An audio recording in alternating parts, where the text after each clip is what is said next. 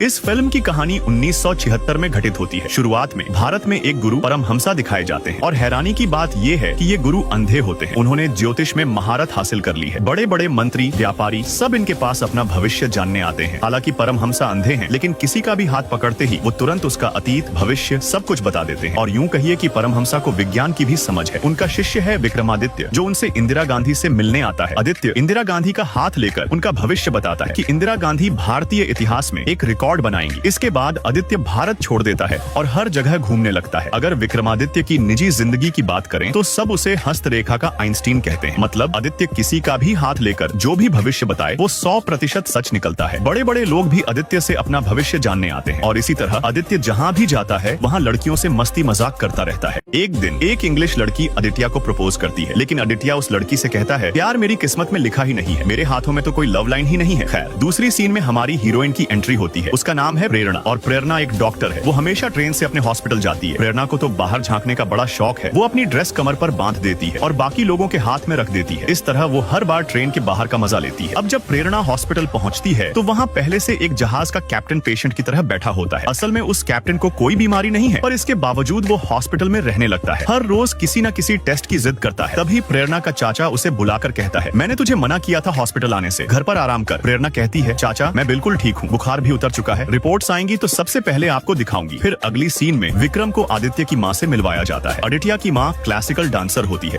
और अब आदित्य पूरी दुनिया घूमता है और आखिरकार इटली पहुंचता है अपनी माँ के पास। असल में पूरी कहानी इटली की ही है। खैर, आदित्य अपनी पर्सनल डायरी लिखना शुरू कर देता है, हर एक बात, पर किसी को भी उस डायरी को छूने तक नहीं देता। फिर आदित्य कई बार ट्रेन से सफर करने लगता है। उसी ट्रेन में आदित्य की नजर पड़ती है प्रेरणा पर। अब प्रेरणा को पापा की परी बनने का बहुत शौक है। वो अपनी ड्रेस कमर पर बांधती है और दूसरा सिरा आदित्य के हाथ में पकड़ाने देती है, लेकिन उस ड्रेस को पकड़ने के बजाय आदित्य सीधे प्रेरणा के सामने आ जाता है। बस उसे देखता ही रह जाता है। यही सीन मुझे सच में बहुत अच्छा लगा। प्रेरणा को लगा कि वो पागल है, पर असली पागल तो आदित्य निकला। स्टेशन पहुंचने पर प्रेरणा वहां से निकल जाती है, लेकिन आदित्य उसका पीछा करने लगता है। कुछ देर बाद आदित्य और प्रेरणा अलग अलग बसों में होते हैं। तभी आदित्य अपनी बस की खिड़की पर भाप बनाकर उस पर लिख देता है, तुम्हारा नाम। अगले प्रेरणा भी उसी अंदाज में आदित्य से पूछती है, मेरा नाम जानकर तुम क्या करोगे? आदित्य मुस्कुराकर कहता है, मैं तुम्हारे ऊपर एक कविता लिखूंगा। प्रेरणा जवाब देती है, अगर हमारी किस्मत में मिलना लिखा है तो हम फिर मिलेंगे, तब मैं बताऊंगी। इसके बाद एक बेहद खूबसूरत गाना बजता है। गाने के बीचों बीच आदित्य और प्रेरणा एक दूसरे के आसपास होते हैं, पर अजीब बात यह है कि वो एक दूसरे को देख ही नहीं पाते। इसी दौरान एक दिन गुरुजी परमहंस इटली आते हैं आदित्य से मिलने। परमहंस के पास भी एक किताब होती है, पालमिस्ट्री 99% साइंस। वो किताब आदित्य को देकर कहते हैं, इसे पूरा करो। लेकिन आदित्य का मानना है कि जो भी ऊपर वाला हमारी किस्मत में लिख चुका है वही होगा, वो भी पूरे 100% तक। उसे बदला ही नहीं जा सकता। मगर परमहंस की सोच कुछ और ही होती है। खैर, गुरुजी की सलाह पर आदित्य की मुलाकात होती है एक बड़े बिजनेसमैन से, नाम है आनंद राजपूत। आनंद राजपूत चाहता है कि आदित्य उसकी राजनीति का भविष्य बताए। अगले